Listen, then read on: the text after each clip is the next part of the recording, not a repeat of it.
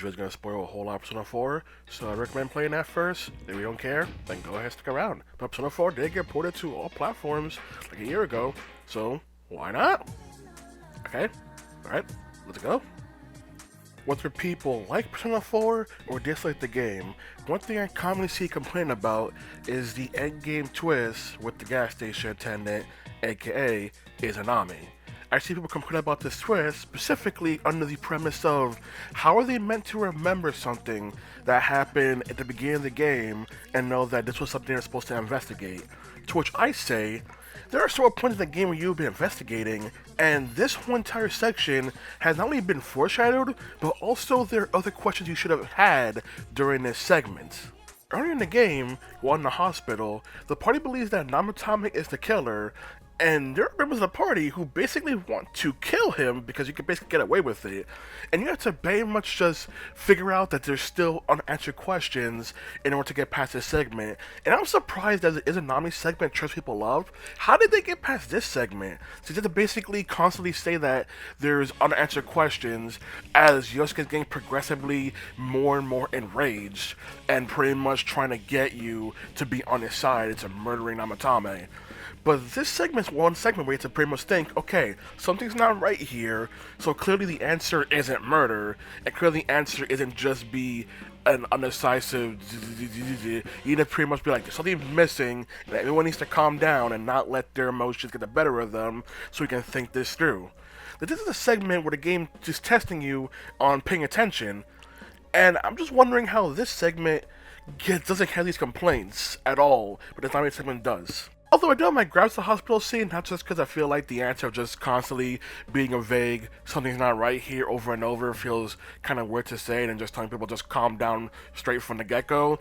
And also the fact that because Persona 4 had no social links for the party, you have the whole entire thing of you for the unbreakable bond, only for Yosuke to basically test the limits of that bond right here, right now, and this scene is not changing the slightest. It only makes the whole entire dialogue of you for an unbreakable bond kind of feel like BS when this segment exists, with the party being so at odds with each other, but that's, I guess, not the point of the scene. We then have a later segment where he's trying to figure out who's the killer by putting together all the information you have.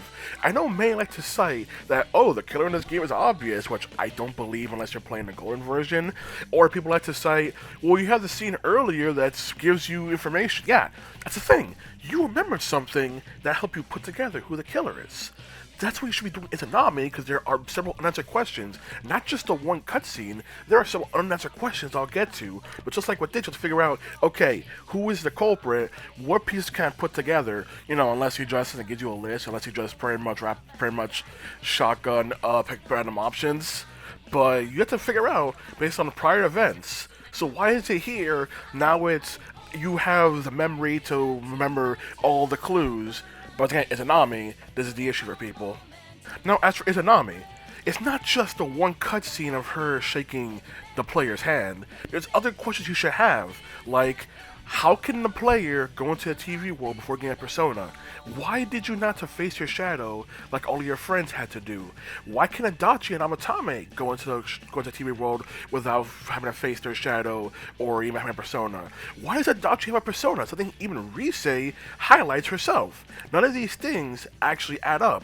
Where did the Midnight Child come from? It had to come from somewhere. That's why didn't it vanish after defeating Monosagiri? The other complaint that Izanami is a final boss that comes out of nowhere, which honestly doesn't make sense for me to say when people then praise Monosagiri, an actual boss that comes out of nowhere. But once again, it's probably the idea that you assume that if you're fighting the killer, there has to be some big second phase final opponent, and in this case, Monosagiri fulfills that idea in RPG, that this is the big second phase, big battle. But Monosagiri comes out of nowhere way more than Izanami. Even not just Izanami in the questions, you also have the fact that in the beginning of the game, you also have the segment where you're in this dream sequence and you find this mysterious figure in this location you've not been through. And if you're playing the golden release of this game, then they literally show you the area in the opening of the game. So you should something you should be taking note that you've never been there before. I think this segment where to figure out that something's still not right before leaving is actually a good example of the gameplay and story coming together, because the game's basically trusting you to pretty much remember certain details are not yet complete. Just like in the hospital scene, just like figuring out who the killer is. Certain information it still has yet to be answered. So you have to try and think, okay, so it's not right here, so clearly you can't just leave. Clearly there's still things going on. And if you want to count it, there are things that have not yet been seen from earlier in the game. But the main thing is, you should still have questions. Whereas when I'm going to Junes, the party thinks of the questions they have yet to have answers for. And that's the main thing we're thinking of. It's not just the one scene of Izanami. It's not just the fact that the gas station attendant only appears during the rain. It's the fact that why are people not having these questions of what's going on in the story? Like, people can try and pretend in their big brain and know who the killer is, but this segment is the one that trips them up. Like, for all the complaints I've seen people give about it, about Izanami's out of nowhere villain, disappointing, what's going to be villain, it honestly feels like people basically believed what they wanted to believe, which I think is actually beautiful when it comes to context for the story. People accepted that Izanagi would be the final opponent because it's this big intimidating opponent that's a camera lens eyeball after you face the killer. You think facing the killer will be the finale, and so having this big dramatic boss fight to you is probably, in your mind, this is the final boss. This is the end. They got their own music, got their own dramatic stage, they have big bad opponent. This is what your mind thinks the final boss. Which is why Izanami to make people up is actually hilarious, because it kind of goes with the whole entire game's idea of just accepting pretty much falsehood instead of the truth. People got mad that the game basically tricked them, or again, they actually tricked themselves in this case with the game's finale. You thought it was over. You thought it was done. And so when it wasn't done, instead of going, oh, the game basically played one last trick with having Izanagi be this final boss-like entity.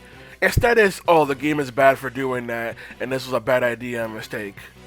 I can't think of any other change in villain in a mainline Persona game that gets this much backlash and dislike, even though I would argue Persona 5 Royal with the Royal arc is probably the worst case of doing it, and honestly has the worst justification for doing it.